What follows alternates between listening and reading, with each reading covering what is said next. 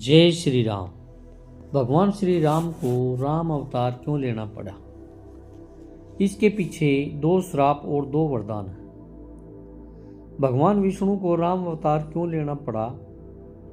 इसके पीछे श्रीमद् भागवत, वाल्मीकि रामायण, हरिवंश पुराण और रामचरितमानस में अलग अलग कारण बताए हैं। मोटे तौर पर 2 श्राप और 2 वरदान हैं जो राम अवतार का कारण बने। जानते हैं वो श्राप और वरदान क्या थे। पहला श्राप जय विजय को सनकादिक ऋषियों ने दिया था।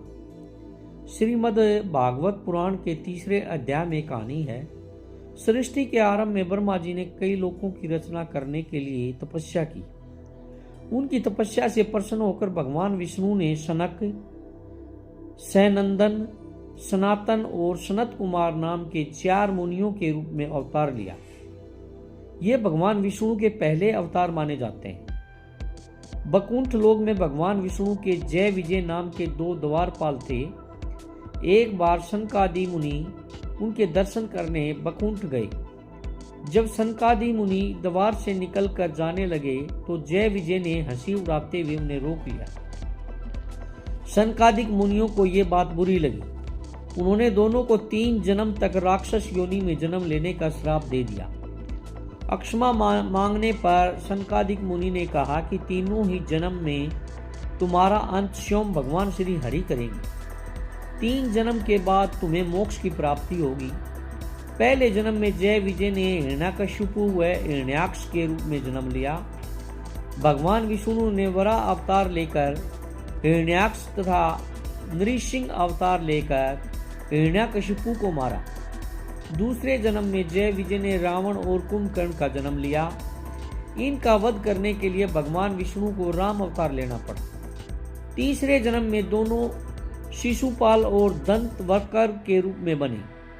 इस जन्म में भगवान श्री कृष्ण ने इनका वध किया। भगवान राम के अवतार का पहला कारण सनकादि मुनियों का श्राप बना। दूसरा श्राप नारद ने भगवान विष्णु को दिया था। रामचरितमानस के बालकांड में कहानी है कि एक बार नारद मुनि हिमालय में जाकर तपस्या कर रहे थे। उनकी तपस्या कई वर्षों तक चली। इंद्र को लगा कि नारद मुनि अपने तप से इंद्र का पद हासिल कर लेंगे। इंद्र ने कामदेव को आदेश दिया कि नारद मुनि की तपस्या भंग कर दो। कामदेव वहां पहुंचे जहां नारद तपस्या कर रहे थे। उन्होंने नारद मुनि पर काम बाण चलाए। बाणों के प्रभाव से नारद मुनि की तपस्या टूट गई। उन्होंने आंखें खोल ली और कामदेव की तरफ देखा। कामदेव को ये लगा कि नारद भी मुझे भगवान शिव की तरह भस्म कर देंगे। उन्होंने नारद से माफी मांगी। कामदेव ने कहा कि मैंने ये सब हमारे राजा इंद्र के कहने पर किया। आपकी तपस्या भंग करने में मेरा कोई हित नहीं है। मैंने बस राजा की आज्ञा का पालन किया है। कामदेव से ऐसी बातें सुन नारद मुस्कुराए और उसे अक्षमा कर दिया। माफी मिल गई तो कामदेव ने कहा, मैंने भगवान शिव की तपस्या भंग की थी तो उन्होंने मुझे भस्म कर दिया था। उन्हें काम को जीत लिया लेकिन क्रोध से हार गए। आपने तो क्रोध को भी जीतकर मुझे अक्षमा कर दिया। आप तो शिव से भी बड़े सन्यासी हो गए। ये सुन नारद के मन में अहंकार आ गया। वे ये बताने भगवान शिव के पास गए। भगवान शिव ने उनकी बात सुनी और कहा कि ये आपने मुझे बता दिया लेकिन भगवान विष्णु को भूलकर भी मत बताइएगा। नारद ने उनकी बात अनसुनी कर दी। वे सीधे बकुंठ लोक गए।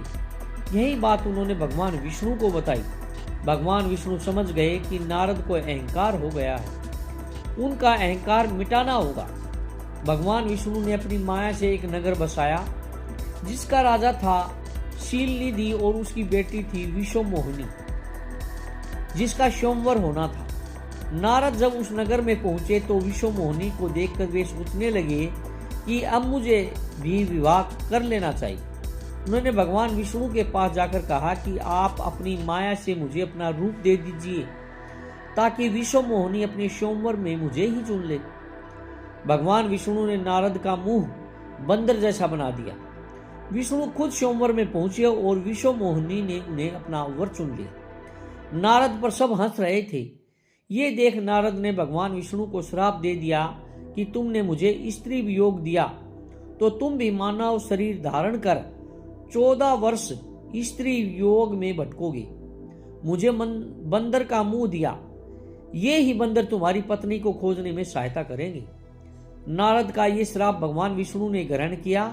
इस तरह दूसरा श्राप राम अवतार का कारण बना।